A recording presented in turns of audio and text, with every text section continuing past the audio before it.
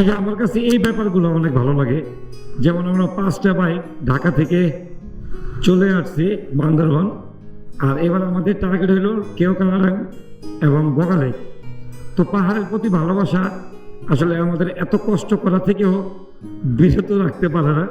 দেখেন, কালকে আমরা রাত 11টায় ঢাকা থেকে রওনা দিছি, সারা রাত বৃষ্টি, এত বৃষ্টি উপেক্ষা করে আমরা এই যে পাহাড়ে যে আসি। তো আসলে অনেকে আমাদের পাগল মনে করে, অনেকে আমাদের নিয়ে অন্যরকম চিন্তা ভাবনা করে, কিন্তু আমাদের ব্যাপারটা ভাই অন্যরকম, আপনারা এটা বুঝবেন না। পাহাড়ের যে কি ব্যাপার, পাহাড়ে কি শান্তি, আর সেটা শুধু যারা পাহাড় ভালোবাসে তারাই বলতে পারবে। আর যারা পাহাড় ভালোবাসে না তাদের কাছে এটা একটা অন্যরকম পাগলামি ছাড়া আর কোনো কিছুই মনে হবে না। কিন্তু আপনি একটা জিনিস চিন্তা করেন, আমরা কালকে রাত 11টার থেকে এখন পর্যন্ত বাইকের উপরেই আছি, আমাদের এক ফোঁটা আধা ঘন্টাও আমরা এখনো ঘুমাই নাই।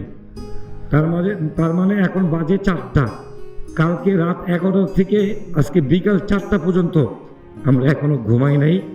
আমরা এই বৃষ্টির কারণে আমাদের এত লেট বা এত ঝামেলা হয়েছে, তারপরে কিন্তু আমরা এখানে আসার পর এখানকার পরিবেশ দেখে, এখানকার আশেপাশে যে মনোরম ব্যাপার স্যাপার আছে এগুলো দেখে অনেকটা মুগ্ধ হয়ে গেছি। বাকি মুগ্ধ হব যখন আমরা বগা লেক দেখব ইনশাআল্লাহ।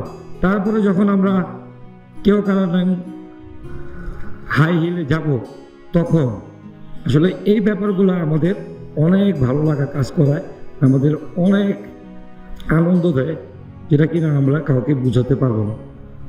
এটা শুধুমাত্র যারা পাহাড় ভালোবাসে তারাই বুঝবে যে এই কষ্ট আমরা কেন করি।